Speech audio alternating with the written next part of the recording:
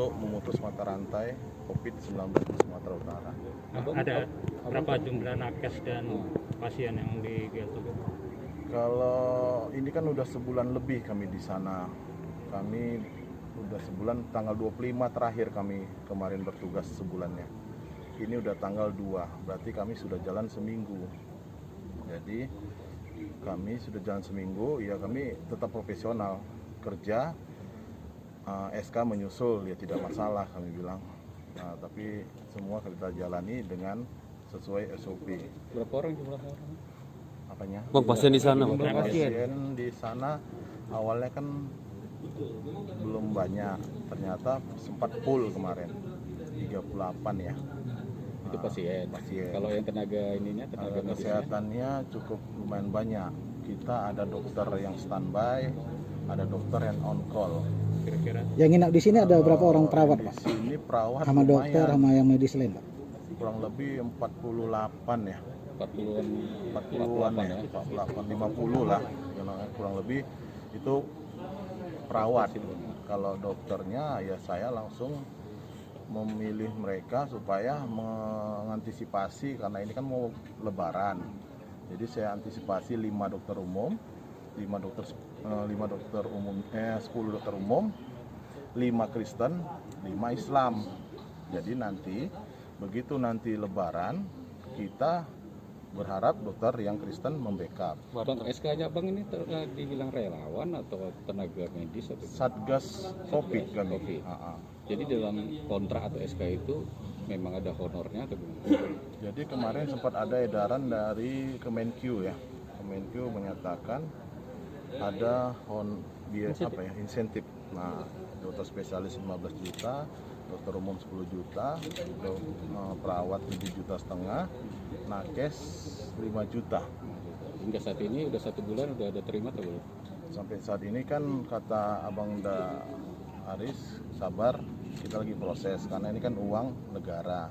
Jadi harus ada prosesnya. Jadi lagi diproses, diminta kami tanda tangan absen dan KTP, kami lengkapi lah semua. Jadi menunggu kabarnya, insya Allah hari Senin ini atau Selasa. Jadi kan Setelah kejadian ini ada berapa lagi tuh pasien yang ada di GLTB?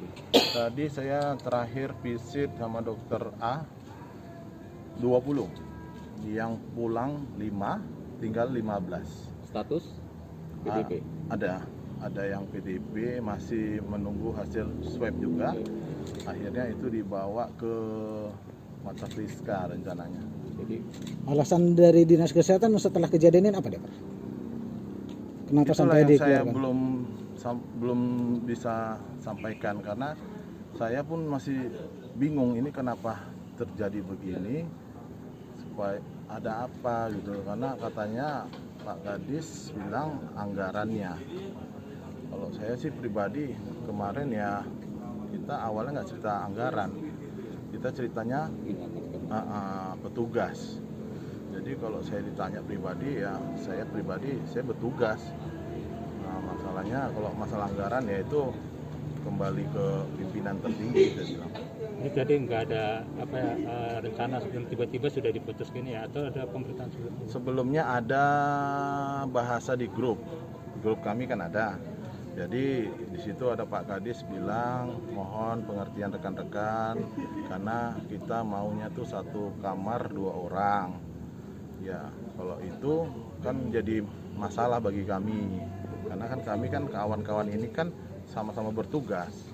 Nah, ada yang kontak langsung, ada yang tidak, lagi isolasi. Jadi kami kerjanya itu sebulan fullnya itu sistemnya 2 minggu kerja, seminggu isolasi, seminggu pulang.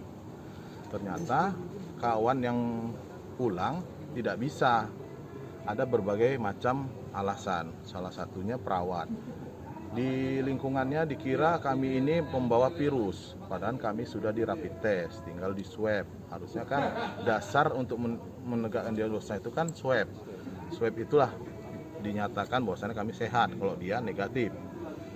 Tapi di lapangan kawan-kawan perawat ternyata diskusi kami tidak dikasih pulang oleh keluarga ataupun kepling atau tetangga dan warga sekitar itu salah satunya.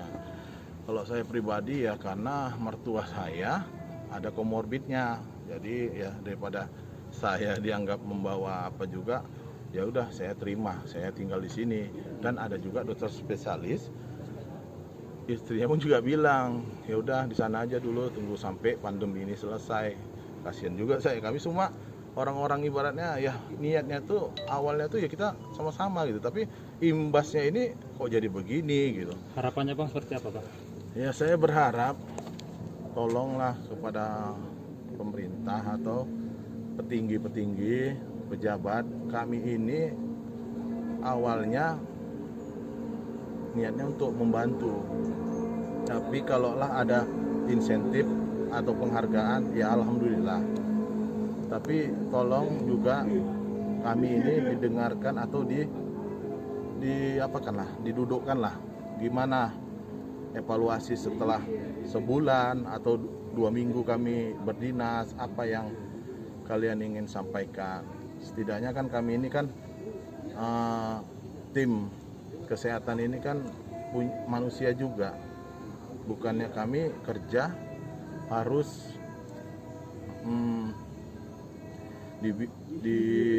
dianggap sudah dewasa, oke, tapi kan kami butuh perhatian, butuh bimbingan juga. Dokter semua. Kalau tenaga kesehatan di sini untuk untuk perawat itu lumayan banyak, sekitar 48 orang. Dokter umum 10, analis ada 8, ya kurang lebih 80 lah semua. Ada analis, ada farmasi, ada radiografer, ada dokter umum, ada IT, ada perawat, kurang lebih 80-an lah. Jadi semua hari ini Iya. Hari ini semua, tadi pagi kabarnya segera kosongkan check out. Itu sih yang saya tahu dari pas saya dinas di GL Tobing tadi. Jadi pasien yang 15 orang tinggal itu kapan dievakuasi? Kabarnya pun hari ini juga, Ya?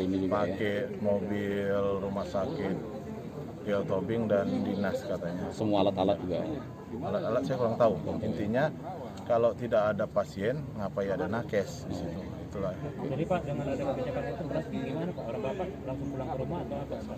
Jadi kami sempat tadi saya sampaikan sama kawan-kawan, tolong sampaikan di grup kita, petugas kesehatan, kita harus kosongkan kamar karena kita sudah check out, disuruh Bapak Kadis. Nah, karena kita sudah belum tahu lagi gimana kelanjutannya. Jadi suruh check out dan pasien yang di sana pun dipulangkan. Pasiennya dioper ke GL Tobing, ke Mata Priska, Mata Tuli. Jadi orang Bapak tetap bertahan di sini atau langsung pulang? Ya, ada tadi kawan pun juga yang dari jauh. Itu langsung kami komen di grup. Kami ada grup besar lah. Itu ditanyakan. Dokter rata-rata perawat yang jauh kan. Kalau dokter ya dokter umum sekitaran Medan lah. Kalau untuk perawat nakes lainnya, nah itu yang saya agak prihatin lah nengok mereka. Kami di sini sebulan belum ada uang jajan atau uang pegangan. Mereka sampaikan, saya bilang ya udah sampaikan aja di grup, saya bilang, karena kan itu ada petinggi-petinggi di situ yang bisa ngambil keputusan. Kalau saya ya kita sama, kita bilang saya pun petugas juga dan sama-sama bekerja.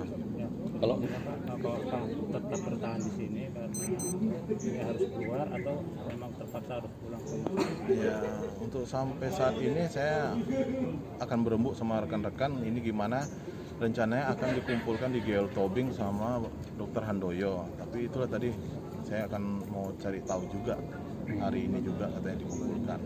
Tapi sebelum kejadian pemberhentian ini di rumah sakit sendiri keadaannya ada tanda-tanda tertentu gitu atau sedang tidak kondusif?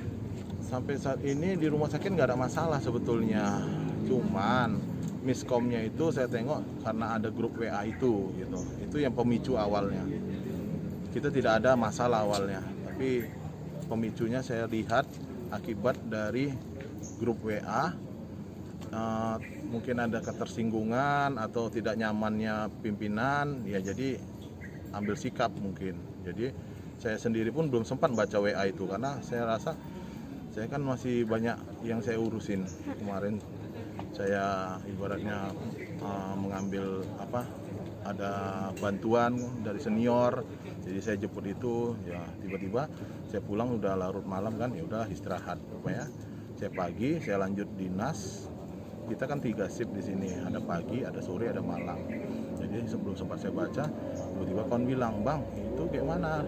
Oh, udah disuruh keluar ya?" Saya pun ya, oh tiba-tiba begini, saya bilang.